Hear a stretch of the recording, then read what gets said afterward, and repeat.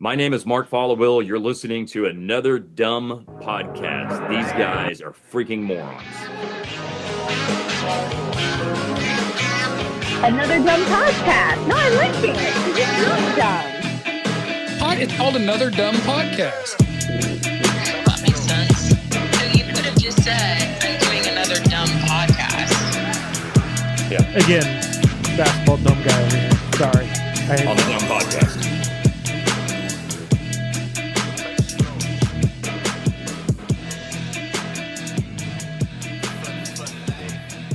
Good enough. Thanks. Good enough. Yeah. Good to hear your voice. It's fine. Yeah, it hasn't changed. It has not changed. No, but it's been a I while. wish I could say it was deeper. No. It's. I think it's plenty deep. I think. Do you not? Do you Boy, I hear wish- that your I wish. voice is like too feminine or something? Are you serious?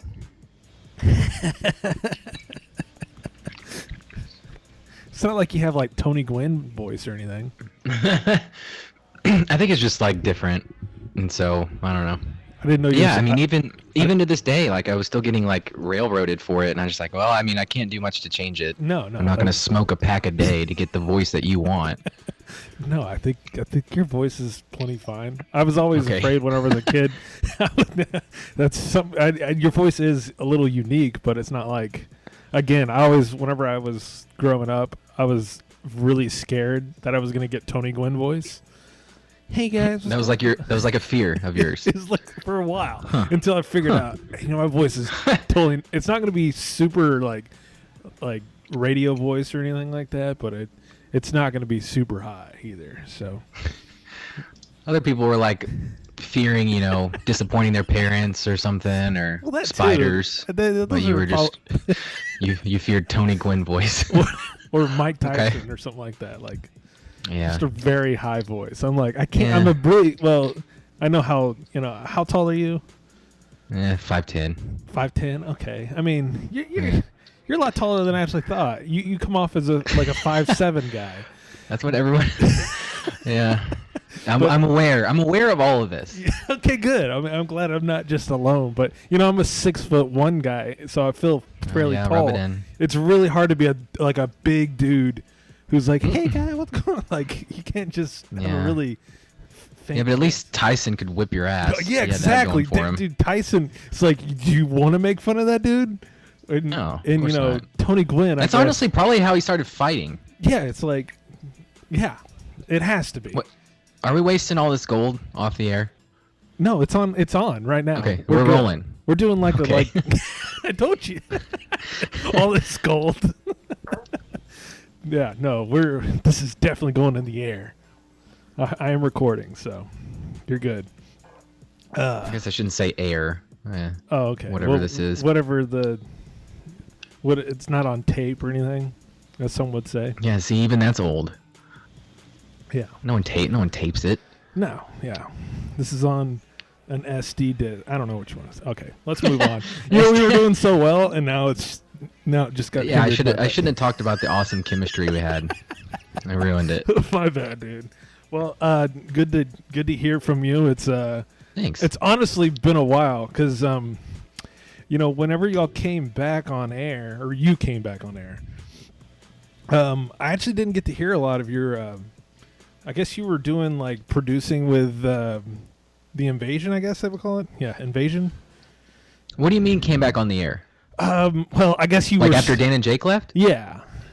Yeah, I just stayed in that time slot. Well, actually, they made me work 2 extra hours. I was doing 10 to 3, which was horrible. Jeez.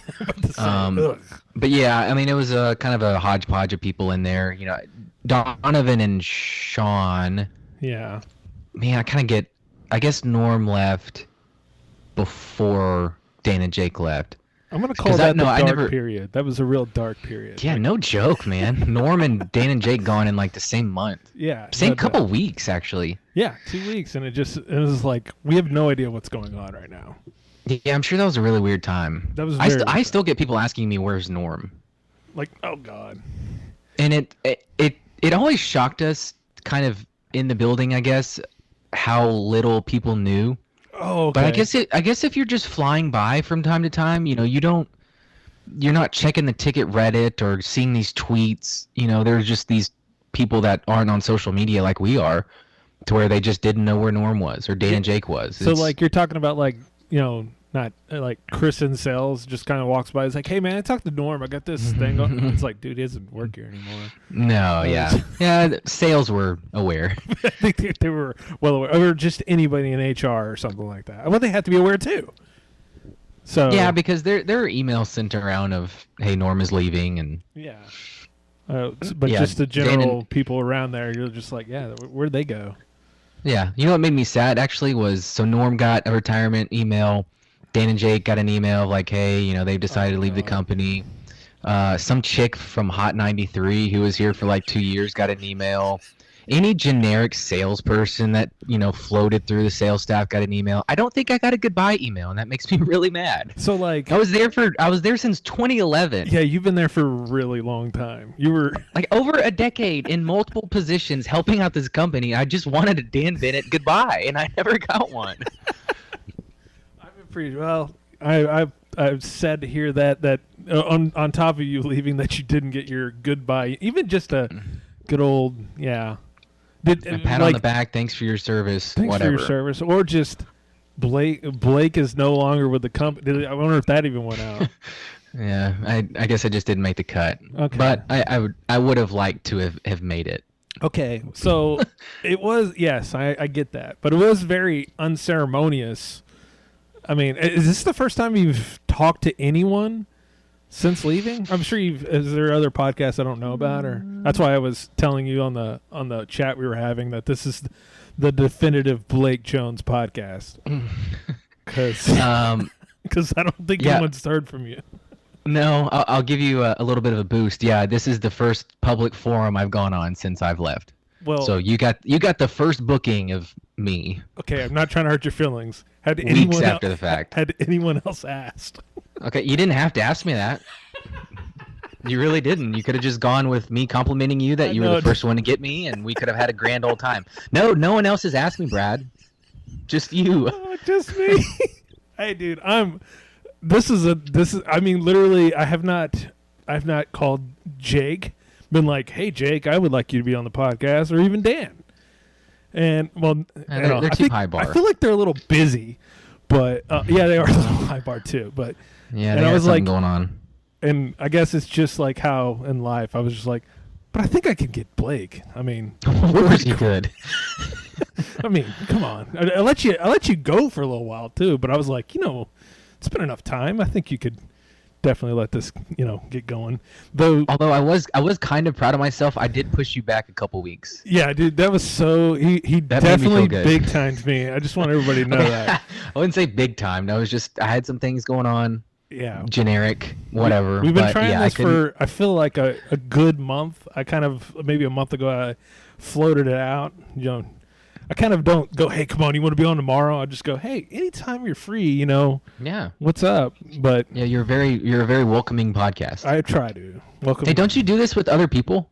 Yeah, at times. I think last time Okay. we did this with Jay, which Jay couldn't Well, be we had a here. whole host of people in here last time. Yeah, we did, and it's kind of fallen off lately. Everyone's very busy, Mm-hmm. so but no, They it's- left your podcast too. well, not Is everyone just splitting up? Well, yeah, and I haven't sent an email out to anybody either to No. let anybody know. So, no one's left. It's just everyone's fucking busy, and unlike your job where you got paid a small or large amount, they get paid nothing. So it's not really a thing where I can get mad at them, going, "Why aren't you showing up to this free thing that we do?" I think enough is leaked out to know that I wasn't getting paid a big amount. That was nice of you to throw that in there like it was an Again, I was option, but I trying think to you be- know better. I was trying to be nice. Yeah. I didn't want to just throw it in your face that you were. Thank you. I'm glad that you said that. It's been documented that I made It's out very there. li- For those wanting to know, it's out there. Okay, well, but yes, it was a very unceremonious departure from the ticket after being there for well over a decade. And I don't care if you want to get into anything at all as why you left or whatever or what's going on. But why just this sudden, like, I'm leaving? And you didn't even say I'm leaving. You made Monty do it, I guess. Well, I didn't make Monty. Monty wanted to. Okay. I think for those that have listened to the show long enough or aware of my personality, I just don't like bringing attention upon myself. And so that last day, Donovan and Matt did ask, like, hey, do you want a little farewell segment or bring it up in the mix with Sean and Mino? And I just really didn't want it because it's, hey, Blake is leaving, and then yeah, and then I don't know. I think it's just supposed to be they compliment me for the rest of the segment, which is super weird. And I don't know. I just didn't want it. And so I kind of respected how Reiner left, which was just like, oh, he's gone. And yeah, I just didn't want that. I just didn't want the limelight of it. And so I just decided, like, no, I really don't want this. Just let me slip away. And then Monty asked me to if he could say a word on his show, and I said, well, sure. So that's kind of, I didn't ask Monty to do it. He wanted to, which is very nice of him. But yeah, I really didn't feel like hogging a segment for people to say goodbye to me. I just don't want it, and I don't need it. It just would have been weird and uncomfortable, so I just decided against it. So you just took it upon yourself to be just a throwaway line. I don't even know what part of the segment that he brought it up in. He was like, it was probably in between something. He was like, oh yeah, Blake left or something, right? Yeah, it was probably before his 40-liner, honestly. I mean, it was not a big part of his show or whatever. No. And I mean, honestly, the station has had so much turnaround. We just talked about Norm was leaving, right? Dan and Jake left. Soroy, Danny, Reiner. I'm not in the likes of those guys. So for me to just expect I need a segment on my way out, I just thought was not me. So I just slipped away. Whatever you call Irish exit. Is that what you call it? No, the Irish goodbye. Yes, you did. Irish goodbye. Very Irish goodbye. Your ticket exit for sure. And yeah, that is kind of. I don't want to melt you up. Yeah, it's pretty legendary to be like, yeah, I'm on this thing, and now I just disappeared. Didn't even say goodbye in the middle of the night or anything. Like, well, I think it has something to do with just understanding my role up there. I'm not a user. I'm not tier 1. I just didn't think, and deserving is probably not the right word, but I just don't think I really, I guess, needed it or deserved it, whatever. I just thought I was a producer for 3 years. Yeah. Producer for 3 years, behind the scenes for a lot more, and that just is probably, honestly, it's probably just worth a goodbye email, and that's it. And I didn't get it. Didn't even get that. No. So would you have taken... Actually, knowing that, I probably should have hogged this segment and like, yeah, say goodbye to me, damn it. Yeah, I love that we totally now analyze that from front to beginning and be like, you know what? That was a really bad idea. I don't even know why I did that. I didn't get the email. That's all I wanted. Right. So. You think I should call in? No. Like, get my segment now? No, it's way too late. There, a lot of people, again, like, well, either go, did Blake leave? Or, who's Blake? Okay, all right, here's a question for you. Yeah, on the heels of that, do you think more people are questioning where I am or where Dutch is? Who had a bigger impact on the ticket? I would say you. Oh, that's for kind. Sure. I mean, I'm just saying, but that is a good. I'll put that out as a poll out later. Poll question of the day. Poll question of the day. Dutch or Blake?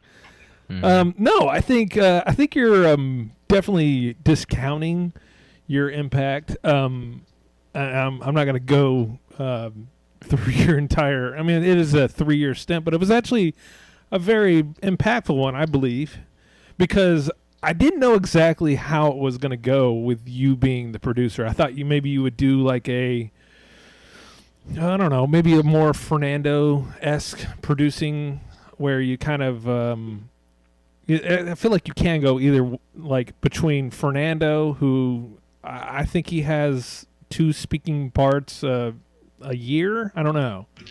He doesn't speak very much. Yeah, I agree. And But then- his work off the air is It's legend. impeccable. Yeah, Yeah. absolutely. Some of the best prep work you could ever get, or most maniacal prep work. I'm not sure which one it is. you could put it like that. Yeah. It's insane. There's no reason why you need to do that.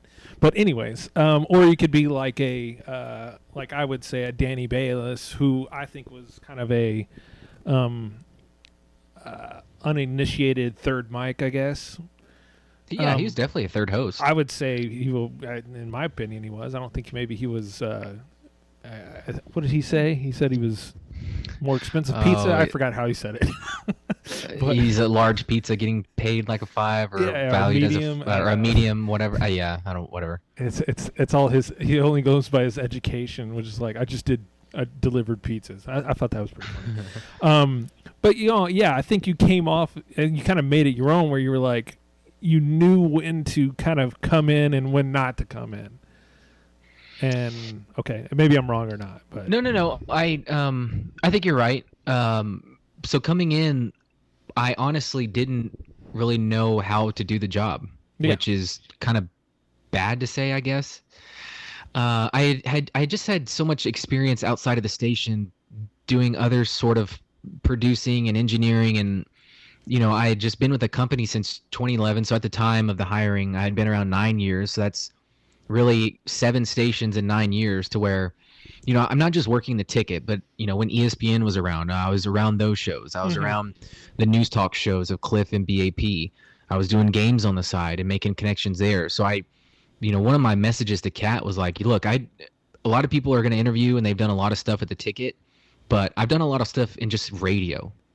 I understand the different formats and how to make it work. And I've seen Hawkeye at his best, and Hal J, and all these other people that are really, really, really good at their craft. And I'm close enough to call them friends. So I just friends with kind of Hawkeye. knew. Yeah, I mean, I feel like if I texted him right now, he would respond. Oh, that's cool. And they had just seen the work that I had done. And I, Jake kind of balked at me getting the job, and probably for he's probably right on some degree, but we had just had very opposite roads to get where we were, where he was the ultimate start from the bottom at the ticket, where he's doing overnight board op and then doing stuff on the weekend, has a weekend show, producer during the week, that kind of ladder of where he worked up through the ticket. And I think I just took a way more roundabout way, to where my ladder was not at the ticket, but I was climbing up the side of the building in other ways of doing these games and working these other shows. And I thought I was well-rounded enough to figure it out. And when I got the job, you're right, there was the Fernando approach, to where, his background is in TV, where he is get the stories, present them to the hosts or talent, say, here's your angle, and then just, push away from the table and let them make the magic. And that works for their show. Correct. There's the Danny and Soroy way, where you're just as much a part of the show as the host. And at the time, I was not ready for that. And I'm still not. I would not call myself a host. I don't think of myself as a host. I'm not as talented as those people up there in those chairs. So I just had to find a middle ground. And I don't know. I certainly worked in similar ways as Fernando, but then when I would get a feel that, this is kind of dead, or we need to spice this up, or Jake is ready to attack Dan, or Dan is ready to attack Jake, just pick a side and go. I found myself just kind of trying to figure out when to get in there. And it's not how often, it's like how good it is when you get in there. And so I don't know. I tried to make it my own, and I thought I did. Early on, I was strictly just trying to take notes on the show. Because I knew that Jake had done the same, and you got to remember, I started 7 days before the pandemic. So at that time, like, we were literally trying to just come up with any sort of segment we could, and a lot of the things that we did back then were, hey, you said this a couple years ago, look how it's playing out, or even as narrow as, we're a month in a pandemic, hey, let's listen to like the day before the pandemic happened. And so that's where I thought, I got to take really meticulous notes and be able to find any sort of audio at any given time. And so that's when I started, trying to take really meticulous notes.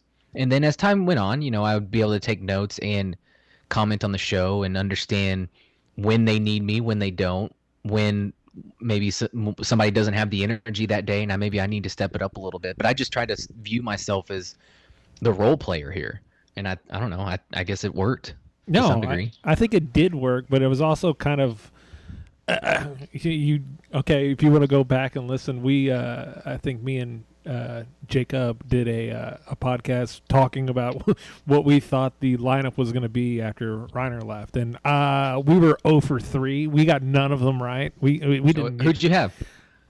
We thought it was going to be Jake and Corby, and obviously Bob and Dan would stay where they were, and then we thought for some reason Ryan Medellin was going to be the producer. Oh, I have no idea why.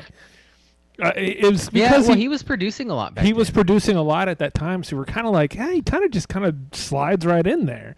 And Blake you never came up because honestly, you never really put yourself out that as far as, again, forgive me if I'm wrong, and my ticket listening is not what it used to be, but I mean, were you doing any other weekend shows or filling in at that time to do any producing things? See, that's no, and it's because I was always doing other things on the weekend. I mean, and like I said, there's a couple different ways to just move up in a company, and one is to just get into the company, get at the station you want and work your way up like Jake did. But then, I don't know, when I interviewed, I had a flash drive full of stuff, like podcasts and shows and just work I had done outside of the station to prepare myself for that moment. So I think I was a little shortchanged because you hadn't heard me on Ticket Saturdays, but that doesn't mean I wasn't doing stuff, Oh, yeah, and I think that's where you kind of, I mean, I didn't say it blindsided us, but it was like Blake Jones gets it, and you're like, okay, I got to remember who Blake Jones is first. I got to remember who Blake Jones is first. The engineer? The engineer guy. Oh, okay, gotcha. And you're very justified in thinking that. Okay, very so I hope your feelings not hurt by that. Okay. Yeah, I had not done stuff at the station, but I don't know if I could hang my hat on one thing. Like, I feel like a lot of people when they get to the ticket want to do their best ticket impersonation. Right? They've heard these guys do their show for so long, and they've loved it. And when they get there, they want to do their best Gordon impersonation or Bob or whatever. And I just think that I had so many other role models that I had looked up to in radio that I just had been able to pull from a lot of different people. And so I just tried to be unique in what I brought. And who might that be? Would say? I really, and to this day, like I really, really look up to Ed Wallace. I engineered a ton of his. Hold on, I engineered a ton of his car shows. Oh my! And what I loved about him was he did a car show, but then if you had a question on the Afghanistan war or an event that happened in Vietnam or why this senator is doing this in Vermont, he knew about it, and he could talk about it, and he could carry a conversation about it. And I loved that. I loved working his shows. Now, I would say, 40, 50%, probably more than that, was about cars that I didn't care about. But because he was talking about it, I was into it. And I miss that kind of talk format. I loved him. I loved Hal J. I loved how, people could just rip on him. And it was funny. His personality was so infectious. He always seemed to be in a good mood. I loved him. But then just like seeing other pros, I mean, like Hawkeye did it. And then there were, really good people at ESPN Radio. Like I really liked Kalashaw when he was over there and Matt Mosley when he was over there. And I just thought that I had a wide array of people that I could, take what I liked from the way that they did it. That's interesting. That is nice. Because it does seem like there is like the tickification of the ticket. I don't know why I just made that up, but but it makes sense though, right? Yeah, for sure. Where you're just like, I know you want to do ticket stuff, but do what you think is interesting, funny, or whatever. Like you just and I think that's what what this kind of reminds me of is kind of the whole Bob and Dan matchup, because originally it was going to be Bob Sturm and Mark Followell was what it was, and that was you would like, oh yeah, those two guys, they would talk sports all day long, and then you're like, yeah, but that would be that. I mean, it would probably be really informative and good, but the dynamic between, Dan and Bob, or I don't know why I just said Dan and Bob, but Bob and Dan is just it was so great. And no one could even explain exactly why, but it worked so well because they're not the same. One guy's kind of more of the joking guy, and the other guy's very serious about sports, and whereas I think if they would have, I think maybe I'm not trying to.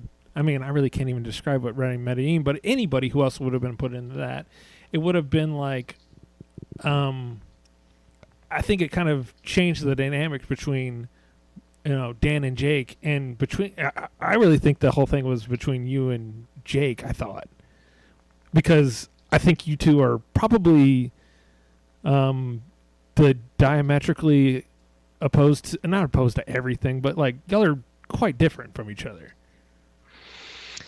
Yeah, I can see that. I mean, he definitely gave me a hard time at the beginning, which I'm not going to lie to you, like affected me for a really, really long time. Really? Yeah, because I don't know. I could kind of get the sense that I wasn't their first choice. And I think on an emotional level of anyone not being, the first choice or who other people wanted, I think would wear on you a little. Yeah, for sure. And or at least walking in the door. And then, just how that show operated in the first little bit, like Bad Radio was great to listen to, but I mean, they had some really throwdown moments where I don't know if they were joking, maybe they were, and maybe behind every joke is a little bit of truth, but they would go at each other's necks. Mm-hmm. And some of that kind of carried into our show. And I mean, honestly, I was kind of the brunt of it for a while. And there were just a ton of days coming home like, I don't know, man. I don't know if I can do this because I had just not come from that world. I was, from an engineering world or, doing sports games to where there was not that level of ribbing. It was, did I do my job right? And then yes, it was kind of that, it wasn't like this thing that we have the ticket where, if you're kind of a lower, I don't know, you just kind of make fun of each other. And it took me a long time to get to that place of where I understood that it was coming from a place of like acceptance. And it's just like, you're the new guy and this is kind of how it is. But very early on, it was tough. And keep in mind, they were in the den for a year and a half. Yeah. So I was not in the same room as those guys for a year and a half. And when they're ripping on me, I don't know what their body language is like. I can only imagine that they're just like, they seriously just don't like me. And I'm just not wired like that to have that roll off my skin. Like I take that like personally. And so I don't know. It was tough. I mean, I would say the first 2 years, which is sad because I was only there for 3. We only did the show for 3, but for the first 60% of it or so, I genuinely did not know if they liked me or hated me. You know what? And I will say something, and I'm not going to, say, hey, I listened to every freaking minute of that. But I could definitely tell that there was a little, not to speak in wrestling talk, but a little heat between you and maybe not so much with Dan. I think Dan was a little softer on you, but maybe I'm wrong. I think you're right. And honestly, why I said what I said earlier is because of this. Jake was the ultimate work up through the ticket guy. Yeah. And so when he gets, think of it from his shoes. He gets a tier 1 spot. He gets his own show. He gets everything that he's been working for in life. And his producer is a big deal. If you get saddled with someone that either you don't like or is not very good, that's just not good for your show. So I think he was just very protective. And keep in mind that was his job. So whoever got that job is filling his shoes. Yeah, had big shoes. Filling his shoes and is trying to help him at the same time. So I think he just had really high expectations for that job. And then when this 9/11 truther slips in there, who, like I said, had never done ticket weekends. I had never run the board. I seriously, the night before my first producing job, like I went up there just to make sure I knew how to like work the phones. I was so green. I had no idea what I was doing. I've never heard that before. No, there were definitely a couple nights, after doing Mavs postgame, I would just go sit in that chair. I'm like, okay, what does this button do? How do I make this work? Where does this audio go? You have your wife call you like, hey, can you call? No, I didn't do that. Luckily, at the time, I had Trey, who he ran the board overnight, and so he was very helpful of, this because he had run the board for the Musers, and he had done the whole chagrin, so he knew what the producers had to do. So and what not to do. Yeah, but anyway, he saw that that kid who had never really done anything in the ticket, and he was not aware of stuff I was doing outside of the ticket because just like my Irish goodbye, I'm not a good self-promote. I don't want to self-promote. So he saw this kid that really didn't know what to do now taking his job. So I think he was very suspect of me having the job, rightfully so, and I think he did take that on me at times, but it was kind of a big moment for me personally when he finally did say that I was good for the show and that I was good for him personally. Like that meant a lot because he was my, ticket hero, I guess. I would listen to Shake Joint just to listen to Jake. I would listen to, at the time, Mavs postgame. I loved working Mavs postgame with him because I thought he was awesome. And I just seeked out when he was on the air. So to get to be a part of his show and then eventually win his trust was like huge. That is pretty big. But it is funny for you to to kind of, and I guess anybody listening to this could probably go, yeah, that was a little tense, and in this, all those things kind of make sense. But after a while, Jake's not on the line right now. We can't let him know. But yeah, if he told you that, then he would not bullshit you like that. So I'm sure he definitely meant that, and I'm glad that those type of things kind of worked out because it was the stuff that you're describing was definitely something that you're feeling as a listener because you're like something's. I mean, I'm not saying that they're having like I wouldn't say that y'all were. I was like, man, they're gonna kick Blake off this show, but you're like something's up where like. Yeah, they're not. I'm not saying that y'all were at a sink, but they're definitely. It's getting salty at times, and y'all are. It came off as very genuine, even if it's something where like, oh, it's a little negative right now, but at least it's I don't know. I'm not sure what I'm trying to say here, but you could definitely feel it through the radio. These type of things that you're talking about. And like I mentioned, I think some of that was just bleed over from bad radio because I think they. We're just ready to jump at each other's necks whenever they got the opportunity, especially there later in the show. It's the culture. Yeah, it was the culture. I mean, yeah, and I was stepping into that culture, and it is kind of easy to punch at the new guy, and I guarantee you I was doing things to earn that, whether that be, just like I said, I just didn't know what I was doing. So maybe, I had to go through a little bit of that to understand what they needed. But yeah, I think it did bleed over into the air a little bit. And then, as time went on, when I got to a place more comfortable to talk to them about it, we never had like a sit down discussion, but I just kind of threw out there like, we named our show The Hang Zone, right? Because it's like you want in a very inviting environment where if you're just listening, it's just like we're just hanging out on the couch, we're hanging out. They're having conversations. They're playing audio. We want to laugh. We want to have fun. We're trying to create this atmosphere of the Hang Zone. And I was like, we can't just rip everyone. Like that's not, that doesn't pair well. Like if we're all just hanging out, like I'm not, with my friends, I don't just go at them anytime they slip up.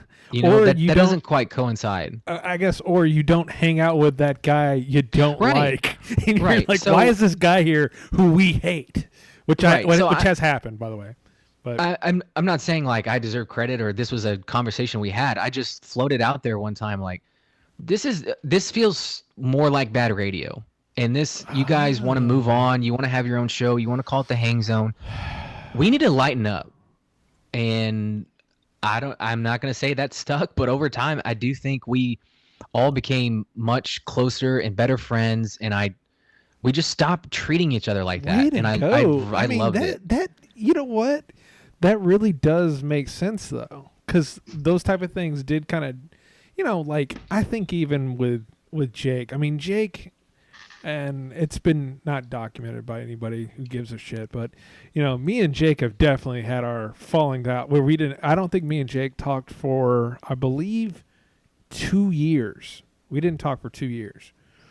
And it was just over like stupid shit, like dumb stuff.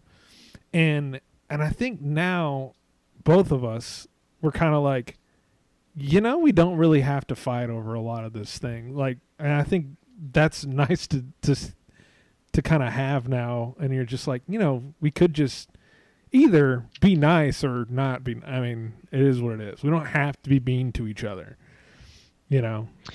Yeah, and I will say, like, he's had to deal with a lot personally. Yeah. I know, and I don't know. I don't want to spill too much, but I feel like I'm saying what he's said on air before. But it was a pretty tumultuous time to have his second kid.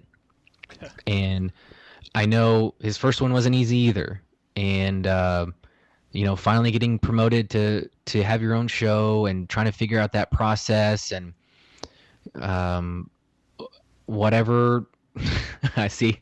I don't know. Some of this stuff is like out involved in a certain case. Oh, but yeah. as far as like De Niro wise with somebody, whatever. I think he at times has just dealt with a lot, and I really, really sympathize with that. Yeah. So I think once he began to settle into like his like foundation for like what his life was going to be, once they had the second kid and he started getting compensated and whatever, like it was just he was much more stable once his life was stable. So I think that also helped our show too. He finally settled into a routine and we could all kind of figure each other out. How about that?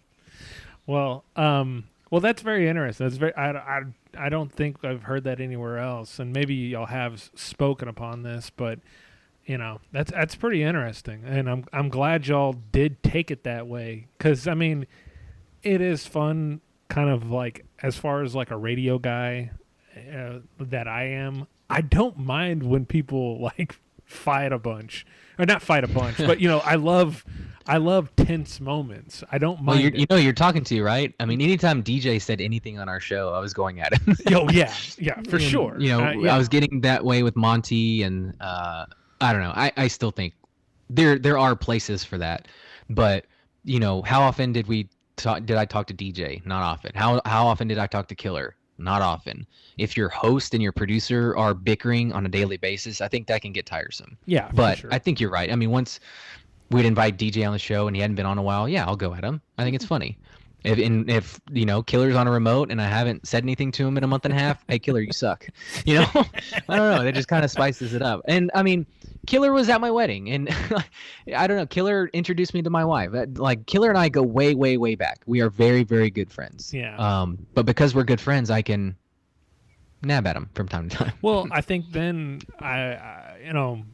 you were able to kind of find your wings where you were getting a little bit of pushback, but you were giving it as well, which I kind of, after a while, I was like, oh, dude, like you're finally not just sitting around being, okay, I'm just going to be the producer. Here's what you're like finally started firing back.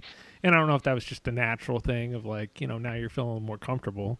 Yeah, I think half of it was I was getting a little more comfortable and understanding what I was supposed to be doing and whether I did actually mess up or it was something else. But the other half of it was it's just more entertaining radio to hear the small guy fight back, I think. Like on its level, there is no reason I should be going back and forth with Dan McDowell. That guy's a legend. There's no way I should be fighting a man of his stature. It's pretty funny, though. But if it's funny for me to just tell him to go to break and watch him get really mad, it's entertaining. And that guy just it like once the lights off, he honestly doesn't care. It's all for the show. Oh, so I love it. It's yeah. I there at the end. I mean, I really thought we were catching our stride. Yeah. Well, good thing that we stopped that. So. Yeah. It's a good thing. Whenever you start getting your stride, you should really just end it right there. Yeah. Just jump off at the high. Sell high, right? Yes. Buy low, sell high. I guess so. Well, I think that's really kind of all I got for that. I mean, I'm I'm good with anything. I mean, it's unfortunate you're not on the that you all guys are not on the ticket, but all good things must end or not end right where it is, but maybe something else happens later on down the road and we meet again. But I think the chemistry finally kind of really struck, and you're like, oh, I mean, was there a point where you're like, oh, see, now we're really rolling now? I think one of the first things that I mean, there were little things like early on when we got Rubier on, and I was able to get him to play music on our show, and he eventually created the theme song. I thought that was a pretty big win, and that was kind of early. But if you're talking about like singular moments where I thought that like maybe I could stick, was the first time we had Angelo Cataldi on, because it was kind of cool the way that it came about, because I suggested, why don't we have the Ultimate Touchdown Brother on? Because I think some Seattle station had Jake on to like legit preview the Cowboys-Seahawks game at the time. And then there towards the end, they kind of started mocking him like, oh, get back on your horse and your cowboy hat and get on out of here. Like kind of mocking him because he's from Texas. And they kind of just like made a mockery of it. And that kind of got us thinking, what if we kind of sort of did the same thing? And I was like, well, let's get Angelo Cataldi on. And then I one of them said, we can have a fake character on. And it was the three of us brainstorming an idea that turned out to be awesome. And that's when it felt like we could be a show. So, and I thought that was cool. No, I can't remember what character we did. I think we did, did George help us? Was he like fake Michael Irvin or something? I don't remember, but we threw a fake character at Angelo Cataldi, and he just rolled. Oh, we had Sal in South Philly call in. We had Craig call in and asking was that the last if they could slide Jason Kelsey to quarterback. Yeah, was that when he he retired, right? Am I misremembering?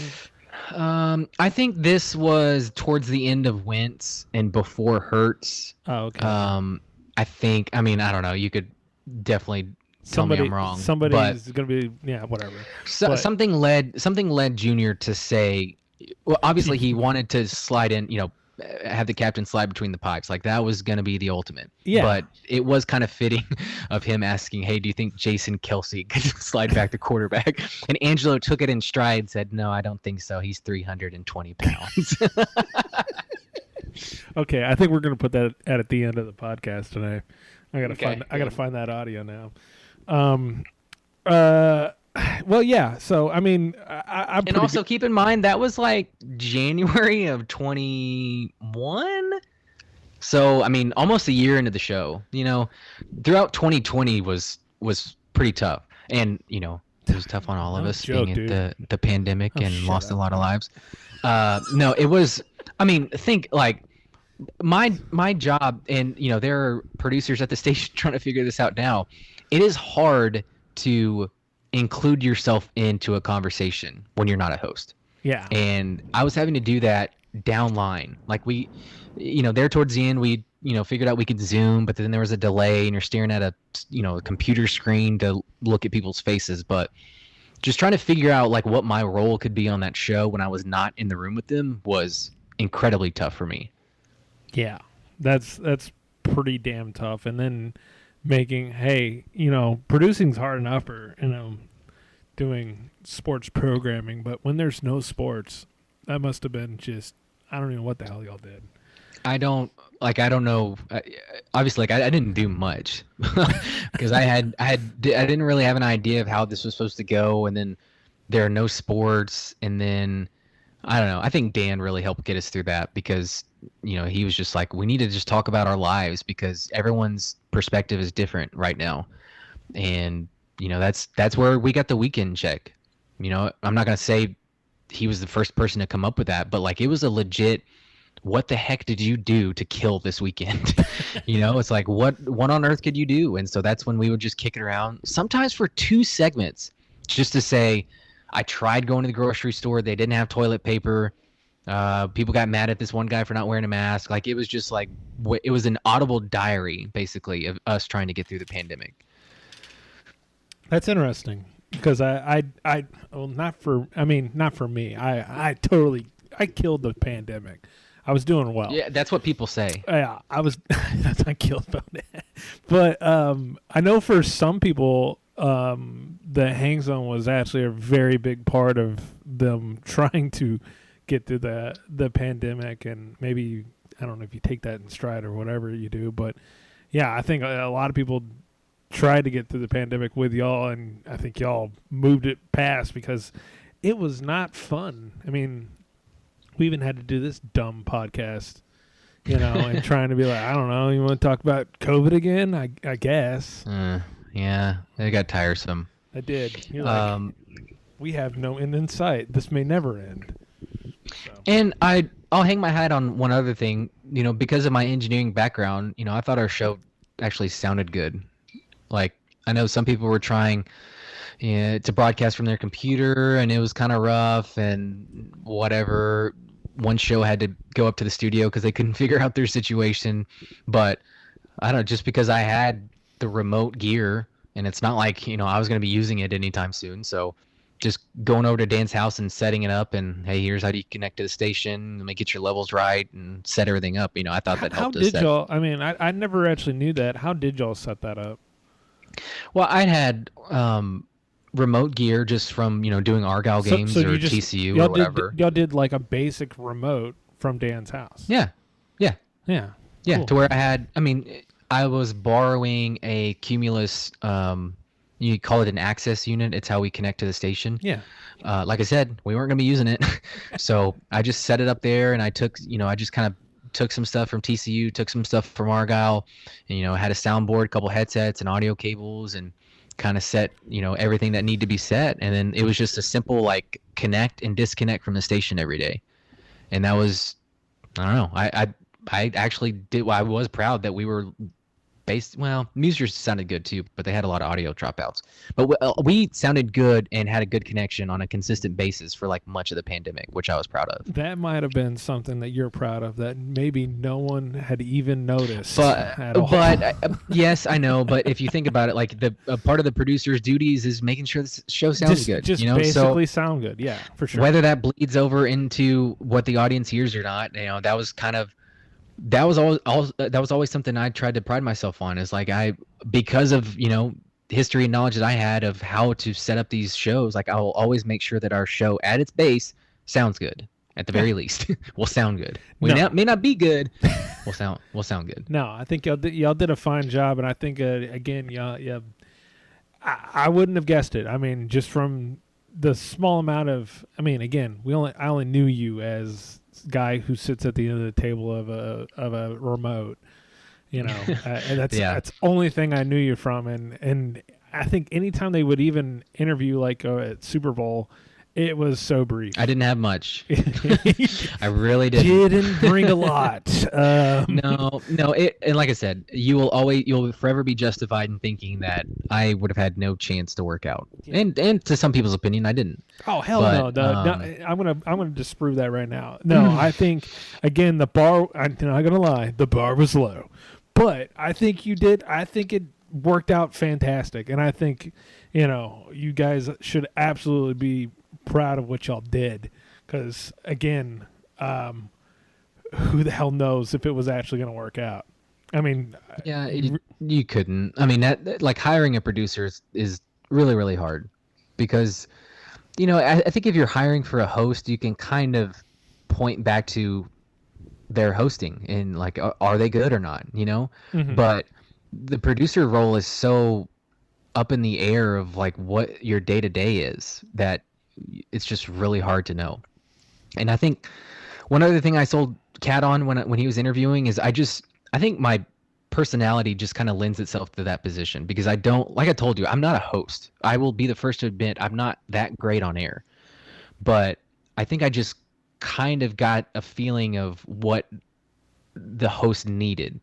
And like, I'm a people pleaser. I'm naturally like on the edge of conversations, like outside of the air, or off the air. Like I just kind of hang back. But if there's a time where something is lacking or they need me or they need something, that's when I can kind of pop in. So I just thought that my personality really like fed into that role. And it doesn't, and a lot of people's don't. Like I said, I don't think, no offense to them, Soroy and Danny, they were more hosts than they were producer. Now they could have been doing producer things, but they are hosts at the root of it. They're really good on air and they're really good at driving content, and they are hosts sitting in a producer's chair. I think Fernando is a very good producer in a producer's chair. And I thought over time, I eventually became a good producer in a producer's chair because I understood, oh, okay, so this is kind of what they need from me. Like, this is the role that they need. They don't need me on air all the time. Sometimes they do. Most of the time they don't. It could be content creation, or it could be just organizing picks with friends. Like, it just didn't, there was no like cut and dry, hey, here's your job. It's just like, you have to help us, however that may be. No, I think that's the way you put it is just, you know what? Know your role, and you kind of let the game come to you, and not as way of like, do I need to jump in right here? Because I think people need to, no, dude, you were, again, kind of letting it come to you. And not so much as like I would say Danny would sometimes be like a sniper to come in with jokes. I really don't think you did it in a more subtle way where, again, things were funny, where you would, go to break or, God, man, I can't remember one moment you really were like, I think we should stop talking about this or something like that, where I don't even know why we're talking about this. I think we could just talk about something else or something. And I think that's good. You were kind of playing a little bit of the adult in the room, and I don't know if that's true or not, but where Dan and Jake are there to be fun and silly and do all this stuff, where you're like, no, we've got a show to do here, and I had one of the current producers at the station reach out to me just to kind of pick my brain on like how to do the job, and I told him that like so much of it is just being in the moment and realizing like what your hosts need. And that was something that they always had in Bob on Bad Radio, is he was kind of the adult in the room of like, hey. Now he probably cut it off way too early than he should have. But you kind of need that person to just recognize the situation and like, all right, let's either get to something else, or we can stick with this for a little bit or whatever. But I don't know. A lot of our bickering was just messing around. Yeah. Like one of me and Dan's like bigger spats at the end was we had on a producer that was promoting something that he had done, Christopher Fitz, and he had done something about a song called Oklahoma Breakdown. So I was like, watch me produce this show. So I pulled up Oklahoma Breakdown and I was going to play them out. The only problem was Dan and Jake were on remote, and they had a really hard time hearing anything that was being said. So Dan could kind of hear like this faint noise in the background. He was like, "What is this?" And so then I was just like, he kind of came at me with some attitude. So I was like, "Okay, I'm gonna throw down." I'm like, "This is Oklahoma Breakdown. I'm playing you out. Just go to break." And then he's like, "Well, douche, we can't hear very well. Probably shouldn't be playing that or whatever." And then it was actually Jake that had to step in and separate us. And then I don't know. I thought that was kind of fun because over time, you didn't know who the 2-on-1 was going to be or who was going to have to step in and break it up. And I thought that was kind of fun. It's just, you just never really knew. Yeah. Well, okay. So you're done. You're done with radio. I mean, for now, I do like have a lot of football stuff going on. Yeah. Your TCU going on? Yeah. TCU games on Saturdays. I got Argyle stuff on Fridays. I do a podcast for Argyle during the week. I got a coach's show for TCU, and then I got this pesky wife and kid, that kind of get in the way of everything. But no, I mean, the last couple of years, like I seriously was not home. I'd have a different coach's show on a different night. When I was home, I'd have to put together this podcast, or God forbid, the freaking Crow Line, or whatever for the show. There was a lot going on, and I just did not feel very present at home at different times. So I really, really am enjoying first and foremost, not having to drive downtown every day is freaking great.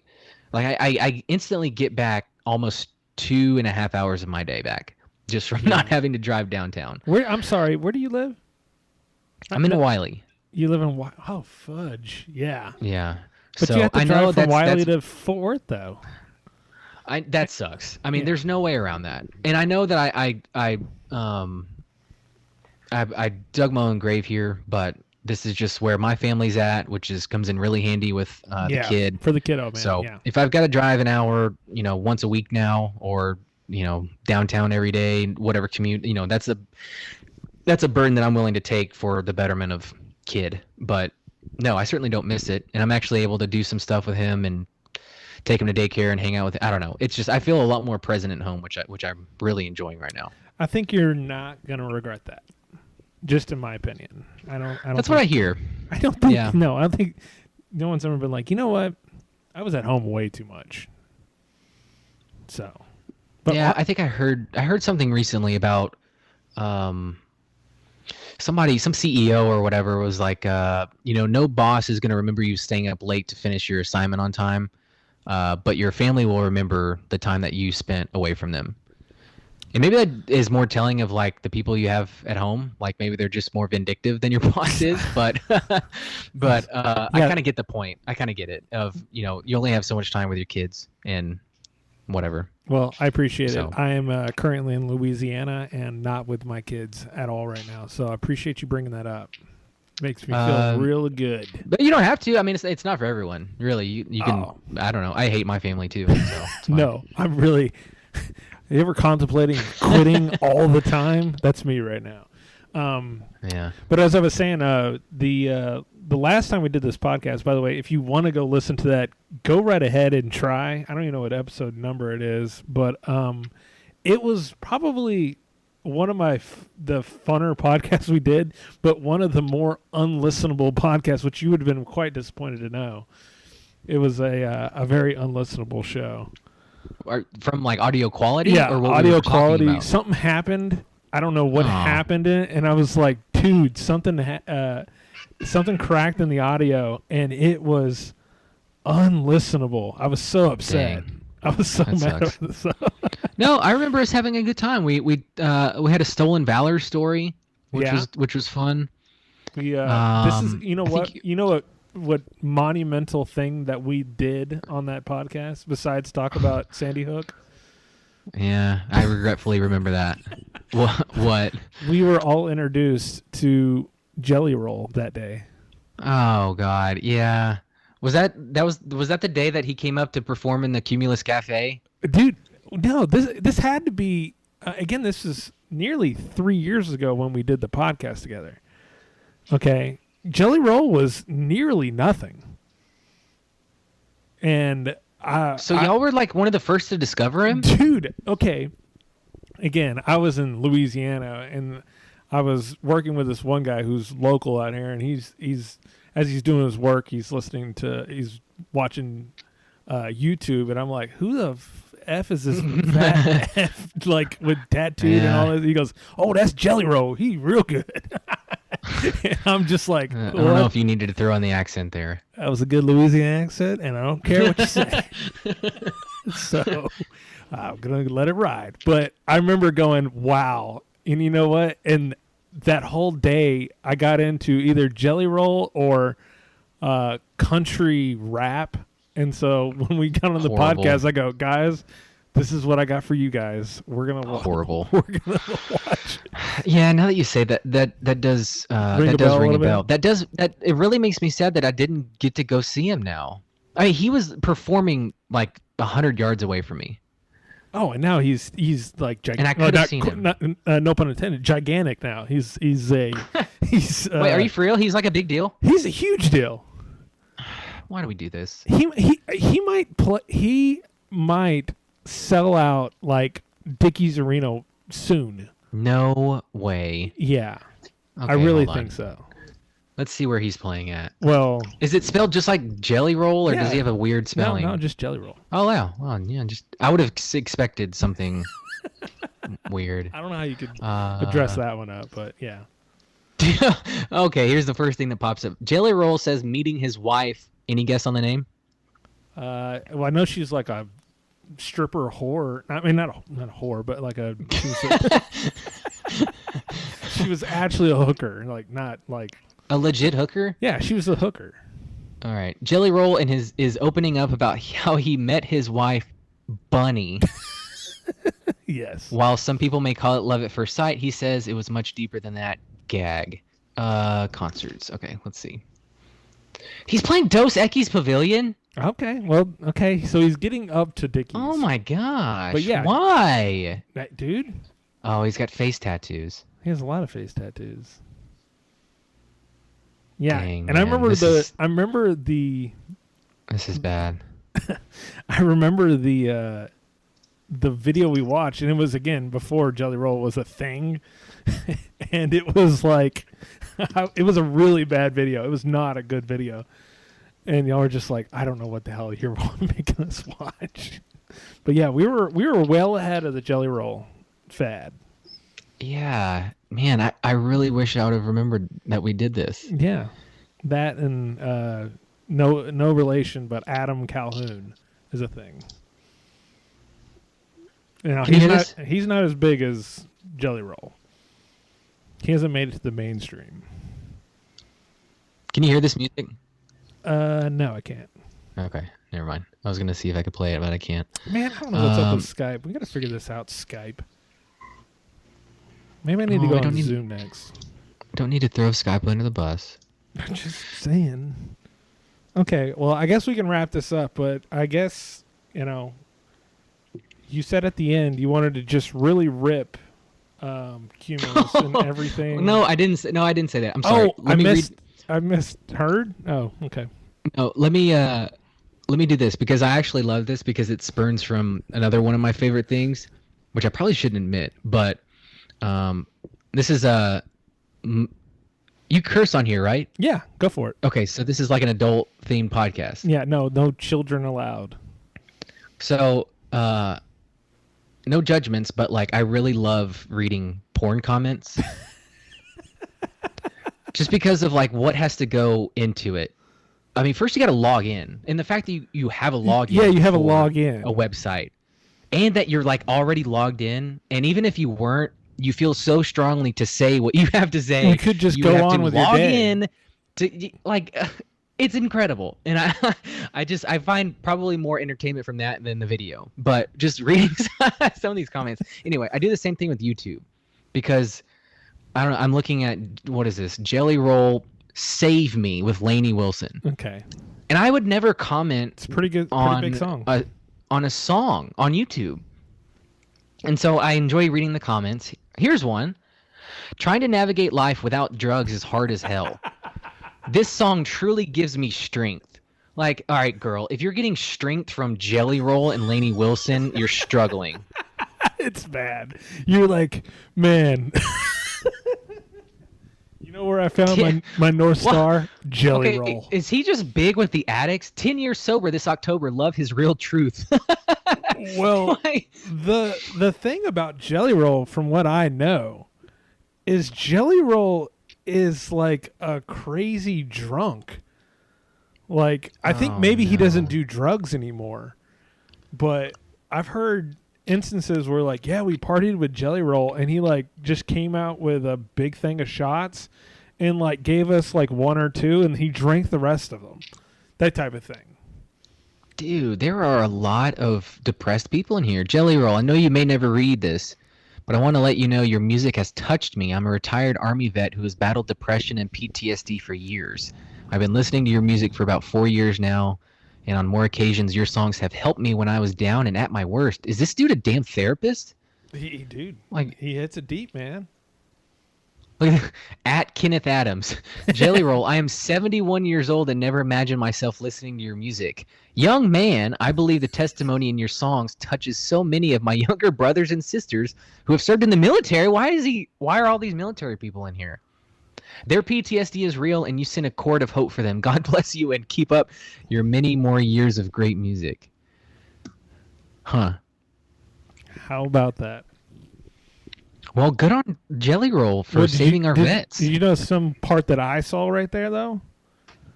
How What? many views does he have right now? Let's see. Jelly Roll has 3.0 11 million subs. That's a lot. Yeah. Man, this guy looks ridiculous. Is he always wearing denim? Denim? I mean, no, but he wears like very large items. I mean, yeah, he usually has like maybe a denim jacket, but I want to see that clothing line. Large items. Oh, here's his wife, Bunny. The Trailer Park Barbara Walters. Jeez. can I play this out then? Maybe I'll play out with Jelly Roll. We might just end the podcast now with. Oh, crap. Well, it's either Jelly Roll or Angelo Cataldi. Angela. Well, maybe I'll do both. You It's don't your know show. that. It's Do your whatever you show. want. Do whatever you want. So, do you have any kind words to end all this, or? I want to thank you for having me on. I wish I could say there were a bunch of other people wanting me on, but there's just not. That's a lie. That's a lie. Which probably serves why I didn't get an email. I'm just not that big a deal. So, thank you for having me on. Yeah, I do miss the ticket. But, you know, it is what it is. What about the fans? And the fans? Thank you? I don't know. You're just like, you're not good at this, are you? No, I'm used to not being the guy that says things. Kind Jesus. of like just hiding. Well, you're just like, well, I mean, who cares? But like, literally, I was looking on Reddit, which is the real life, and Totally. they're like, yeah, where's Blake at? What's he doing? And I really wanted to jump in there. It's like he may be on a very mid podcast. Very. Oh, you soon. should. Sorry, I was also distracted by Bunny. You're distracted by. Can you see my screen? Yeah. Let me switch. Oh, hey, yeah. Now, will this play where you actually hear it? I hope so. I don't think this is one of his good songs. Is it not playing? I just see your wallpaper, Oh, great. which is just the generic The generic thing. Apple All right. Island. We're gonna find a. What's the good? Is Zoom like the good thing to use? What do you mean by that? The good thing to use? All right, listen here. All right. I mean, I could play it from my phone if you. No, what do you want me to no, play? we're good. We're done. No. now you're getting impatient with me. I'm just trying to help your No, show. no, we're done. I'm over this. I'm done. No, I'm just fine. What do you want me to play? I'm plugging into my phone. No, we're done now. I mean, I've already got the cable out, and you just heard the plug-in noise. if you just want to play some Jelly Roll, go for it. We'll do it. Oh, I mean, I don't want to. No, I mean, or play some country hip hop. No. Play. Let's see what this sounds Do like. you have Catal or whatever his name is? Do you have that on your hard drive or something like that? No, it's probably on the unticket. Okay, I'll go look for that.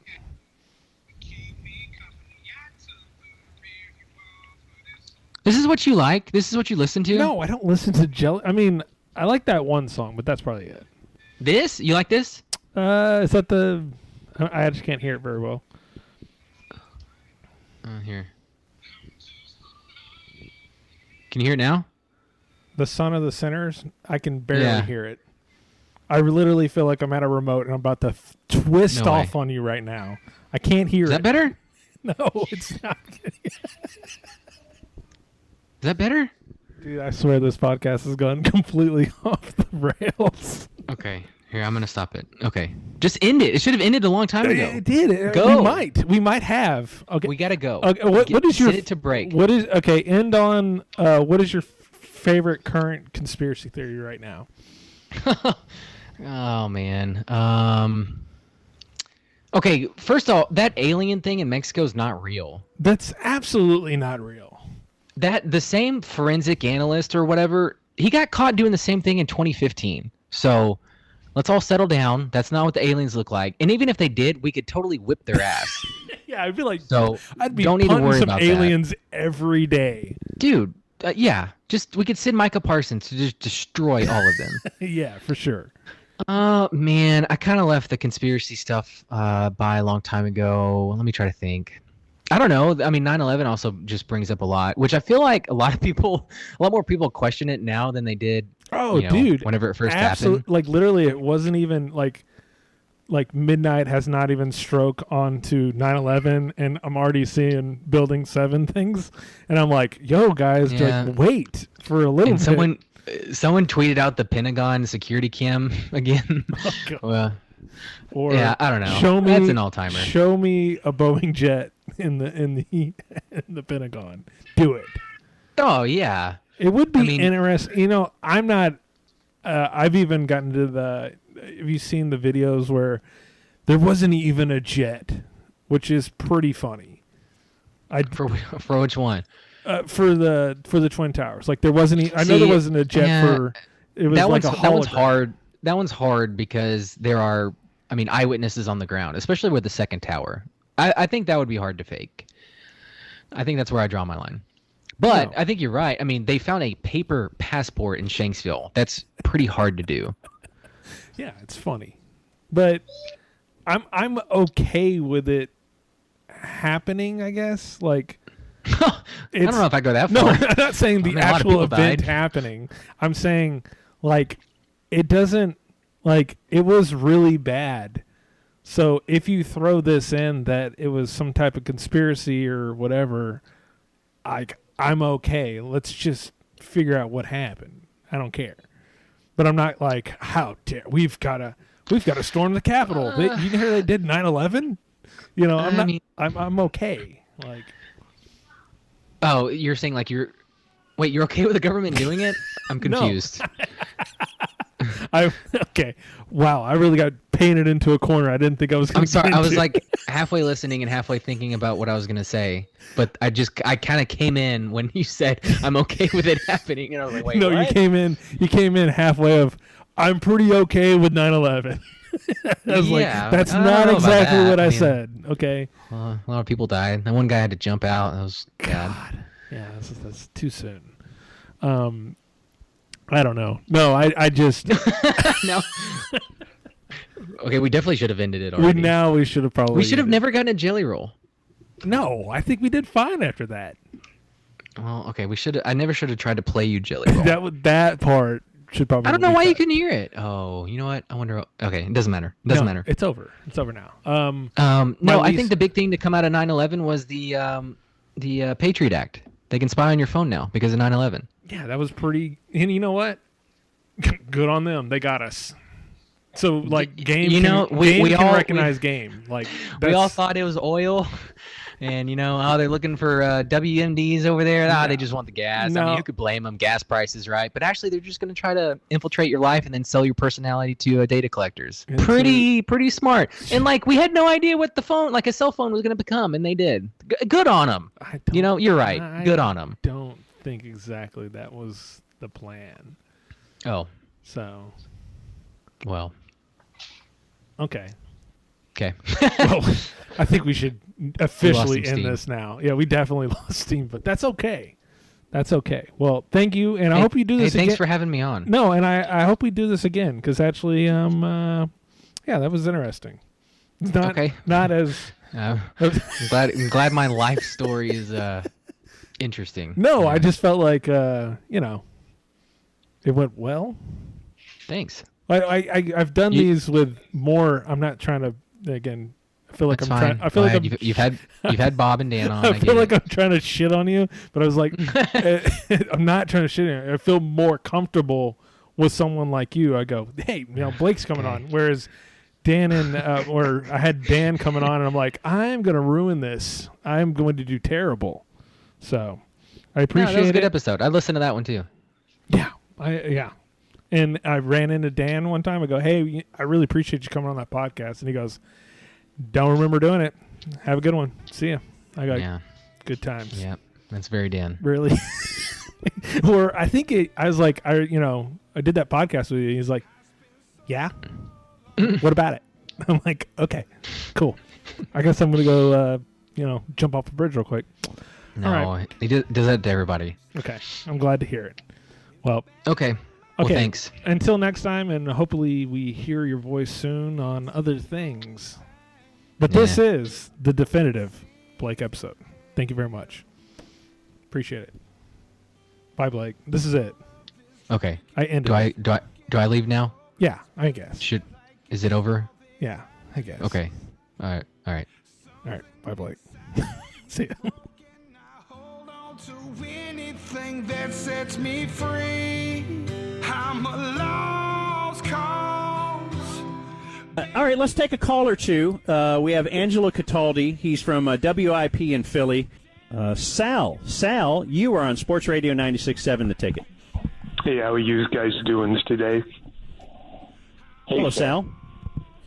Angelos, it's an honor to talk to you. I grew up listening to you, Philly transplants here, and I got to tell you, it's hell living in Dallas. I'm from South Philly, and I got to listen to these homers talk about how great Jerry Jones is. Hey, at least the Eagles have won the Super Bowl in the Ben Simmons lifetime, right? Right. Yeah, we've had fun with that. But I got to tell you the truth, Sal. The rivalry with the Cowboys is my favorite thing. It's just so great. Yeah. Twice a year, we just say all this stupid stuff back and forth, and it's terrific. And we used to come down there, years ago, Sal. We used to come down every week. We used to do a morning show live with Norm Hitchkiss. Boy, I'll tell you, you guys are pretty rude, too. We got rough treatment when we were down there, I could tell you. But it's great. This is what I love about sports, because it's not important. It's just a bunch of goofy people having some fun. And it's great. The rivalry is awesome. And, deep down underneath it all, I kind of like the Cowboys, at least in the context that they give us a foil. They're a foil for the Eagles, and we can have fun with that back and forth. Yeah, I get tired of listening about Jalen Smiths and Hunter Nice-Wandas and all that, because that's all these guys here talks about. But I got a questions for you. What is the likelihoods that we can get the great Dick Vermeils back as head coach, and maybe even to fix that quarterback's positions, maybe we even slides the captain's himself, Jason Kelsey, to the QB position to fix that mess. What do you think, Angelos? Well, here's the thing. Dick Vermeil is 84, and he still comes on our show every week during the football season, just so I could talk to someone young, who is actually older than me. He is not going back into coaching it. Jason Kelsey is not going to ever be a quarterback because he's 280 pounds. But you know what? We don't care anyway. There's only one quarterback for the Eagles, and that is Carson Wentz. And if you think otherwise, you are not qualified to be the next head coach of that team. Or Jaws. What about Jaws? Jaws is 60 now. Yeah. Jaws is 60 now, fellas. And he also, I believe, would like there to be a competition between Hurts and Wentz. Therefore, he is not eligible.